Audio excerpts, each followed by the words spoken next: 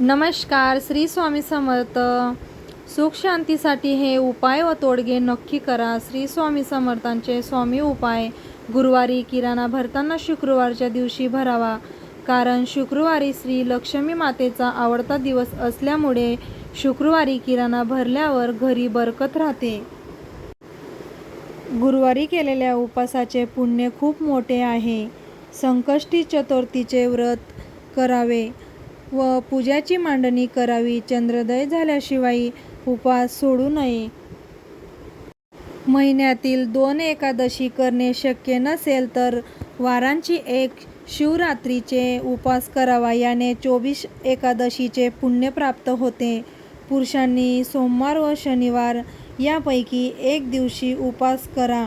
घरामध्ये सुख समृद्धी लक्ष्मी स्थिर राहण्यासाठी घरातील स्त्रियांनी लक्ष्मी उपासना वैभव लक्ष्मी व्रत नक्की करावे. महिन्यातून एक वेळेस पाण्यामध्ये कापूर टाकून पाणी उकळावे आणि या पाण्याने घर दुकान पुसावे. यामुळे सर्व नकारात्मक ऊर्जा नष्ट होईल आणि पैसा येण्याचे मार्ग मोकळे होतील. नवीन दागिना गुरुपुष्प मृत योग्य पौर्णिमा किंवा शुक्रवारच्या दिवशी खरेदी करावा. घरामध्ये बंद पडलेल्या घड्याळ असेल तर ते दुरुस्त करावे. जर तुमच्या घरी झाडांना नियमित पाणी जरूर घाला, ती सुकू देऊ नका. घरामधील लादी पुसताना गोमूत्र हळद याचा वापर नक्की करा. मुख्य दरवाजाच्या डावीकडे नित्यनेमाने दिवा लावावा. घरात तुळस असावी.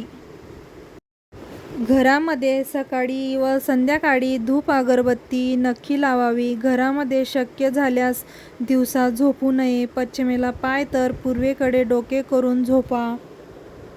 दिवा लावताना 2 वातींची एक वात करून लावावी. घराबाहेर जाताना देवाचे दर्शन घेऊन देवांना आपल्या सोबत चला अशी प्रार्थना करून बाहेर जा व आल्यावर पुन्हा दर्शन घ्या. नशिबाने स्वामीसेवक झालोच आहोत आपण तर.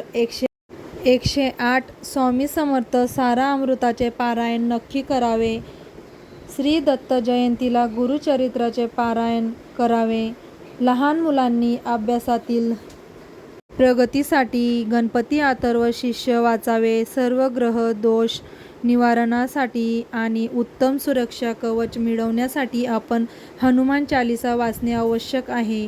बेलाच्या झाडात देवी लक्ष्मीचा वास असल्याने याची पूजा केल्याने दारिद्र्य दूर होते व संतती संपत्तीची लक्ष्मीची प्राप्ती होते. स्वयंपाकघरात किंवा स्वयंपाकघरातील कोणत्याही भिंतीला आरसा अजिबात लावू नये.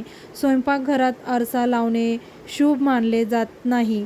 वर्षभर आर्थिक स्थिती चांगली राहण्यासाठी व यश समृद्धीसाठी वर्षातून एकदा तिरुपती बालाजी व कोल्हापूर या 2 तीर्थास जरूर जावे. यामुळे आपल्यावर लक्ष्मी नारायणाची कृपा होईल व त्यांचा आशीर्वाद पाठीशी आपल्या राहील. आज आपल्याकडे कितीही पैसा व सुखसोयी असल्यास व मानसिक शांतता नसली तर जीवनास काही अर्थ उरत नाही असे होते. असल्यास श्री विष्णू किंवा श्री लक्ष्मी स्तोत्र नामाचा पाठ करावा. घरात शांतता नांदेल व मनाची प्रसन्नता ही वाटेल. आज अनेक लोक देवीची खूप उपासना करतात व जप करतात व आयुष्यात लोकांची मने दुखवतात, वाईट बोलतात. यामुळे केलेली उपासना निष्फळ ठरते व साधना वाया जाते. म्हणून आपले आचार विचार सदैव चांगलेच असले पाहिजे.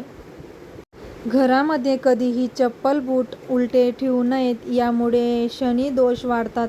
यासोबतच घरात नेहमी कटकट होते. सकाळ सकाळी घरामध्ये अस्वच्छता राहणार नाही याकडे विशेष लक्ष द्यावे. घरामधील दारिद्र्याची देवी अवलक्ष्मीला दूर करायचे असेल तर रोज सकाळी लवकर उठून घर स्वच्छ करावे. जे लोक खूप मोठा आवाजात बोलतात, मोठ्याने भांडतात अशा लोकांचा राहू ग्रह खराब होतो. जे लोक नेहमी दुसऱ्यांबद्दल वाईट बोलतात त्यांचा केतू ग्रह खराब होतो आणि प्रगतीमध्ये अडचणी निर्माण होतात. जी लोक जेवणाच्या ताटात हात धुतात त्यांचे आर्थिक नुकसान होते. जे लोक चालताना त्यांचा चप्पल आणि बुटांचा खूप आवाज होतो त्यांचे ग्रह खराब असतात. पैसा त्यांच्याकडे टिकत नाही. लक्ष्मी निघून जाते.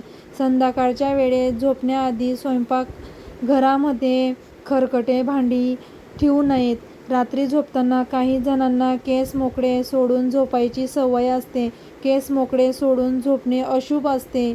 बंद गॅसवर शेगडीवर कोणताच रिकामं भांडं ठेवू नये.